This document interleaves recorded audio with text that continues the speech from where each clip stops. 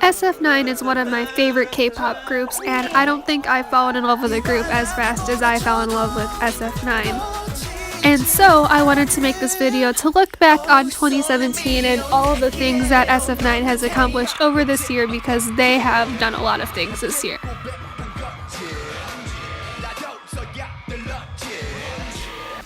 SF9 started off this year with a bang when they made a comeback with their first mini album, Burning Sensation, on February 5th with title track Roar. With this comeback, they were able to woo many of their fans and also gain some new fans with their powerful choreography and amazing stage presence.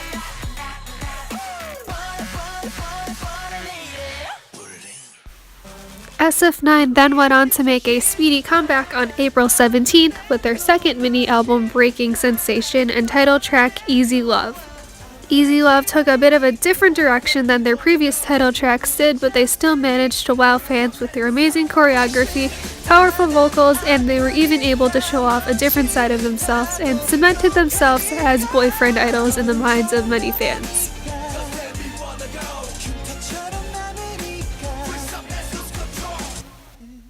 And after a bit of a break from Korean promotions, the group made their third comeback of the year on October 12th with their third mini album, Knights of the Sun, and title track O Sole Mio.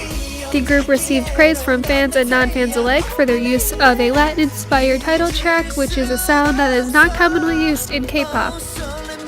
SF9 had the opportunity to film the music video for O Sole Mio in America when they were over there for their overseas promotions. But music videos for their title tracks weren't the only music videos that fans were treated to this year, as they released 2 My Fantasy music video versions of 3 of their B-side tracks, Still My Lady, Hide and Seek, and Let's Hang Out. These videos often feature self-cams of the members doing cute and funny things and often show behind-the-scenes footage. SF9 has also become well known for releasing many different versions of dance practices for their songs.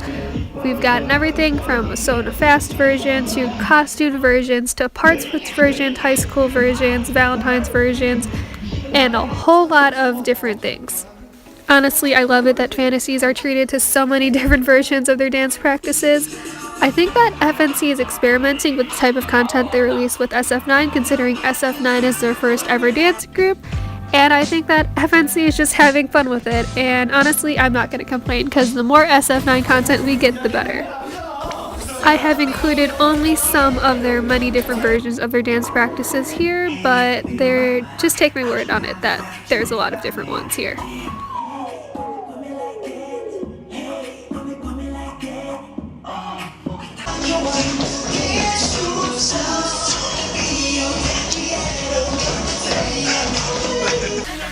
And it wouldn't be complete if I didn't take the time to talk about SF9's legendary relay dances, which just seem to get more and more chaotic as they go on. Honestly, I'm not sure why they keep getting invited back, because they're just a mess in these now. I will let you guys decide that for yourself.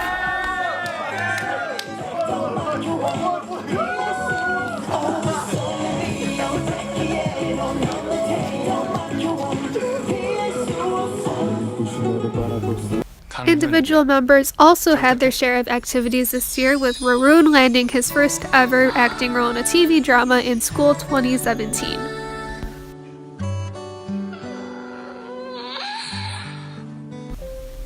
In-sung also managed to land his first ever role in a TV drama starring in 20th Century Boy and Girl. And who could forget Dawon's amazing appearances as Chongdam-dong in the Masked Idol segment on Weekly Idol. He managed to not only woo over the hosts of the shows, but also made quick friends with the other idols he appeared along, and also gained many new fans for the group as well.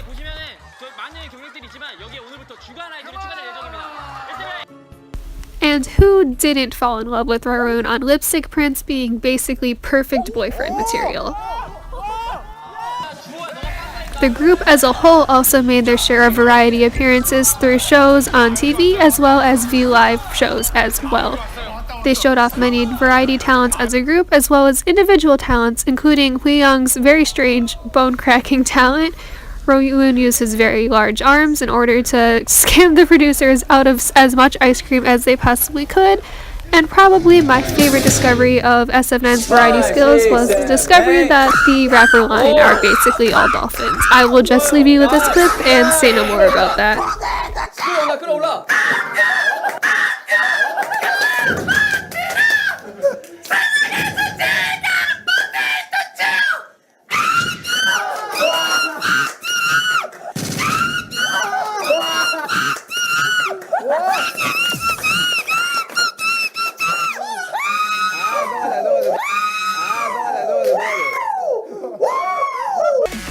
And to finish things off, it wouldn't be complete if I didn't take the time to mention SF9's global activities as well.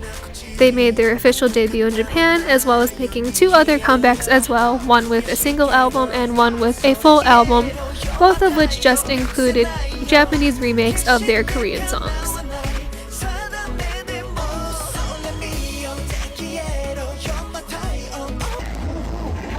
The group also made a variety of appearances at KCON over the year, performing at KCON Japan, KCON New York, KCON LA, and KCON Australia.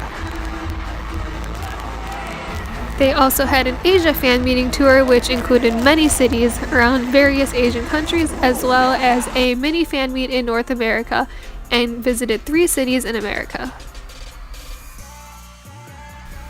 And with that just about wraps up SF9's activities over this year, and wow, have they done a lot. Honestly, I think that's pretty impressive for a group that is barely a year old. And so now I just want to take this time and share my thoughts on SF9's success and what I think they can accomplish in the future. I am definitely not the first person to draw the comparison between SF9 and BTS, but when I say this, I don't mean to compare the groups musically or in terms of their concepts or anything. It's in a bit of a different way. I have seen the path that BTS has sort of taken to success, and I sort of see SF9 going along a similar path as BTS, meaning that I see them doing a lot of the right things in order to appeal to a global audience. I do really think that their performances at KCON helped them to gain a lot of new fans, as many people were very impressed by their performances and decided to look into the group more. And to prove that I am not pulling this information just out of nowhere, I am going to insert a clip from a podcast I listened to, the K-Pop Hot Pot, where the hosts talk about how impressed they were with SF9 and their performances at KCON. They compare SF9 to the first time they saw BTS and how they think that SF9 will make it big someday in the future.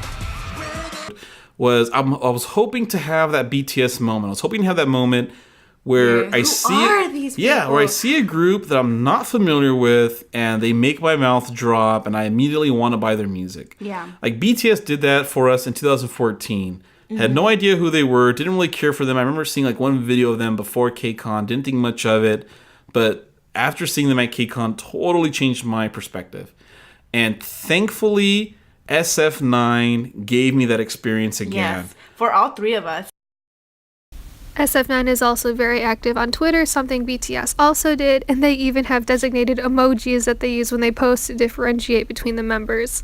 FNC now also puts English subtitles on all of SF9's behind-the-scenes videos, which I think is a great move on their part because it opens their audience to a wider range of fans. They've also released several other videos that shows their want to include global fans in their fandom, and I think that is really great, and I think that, if anything, it's only going to benefit them in the future.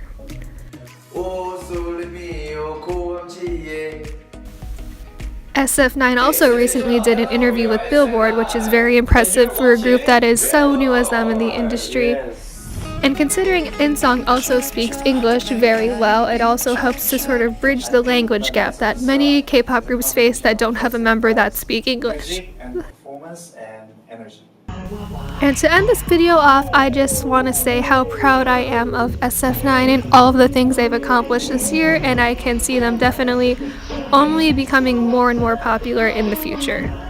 2017 was just an amazing and great and eventful year for SF9, and I can only hope that 2018 will bring even more things for the group and the fandom.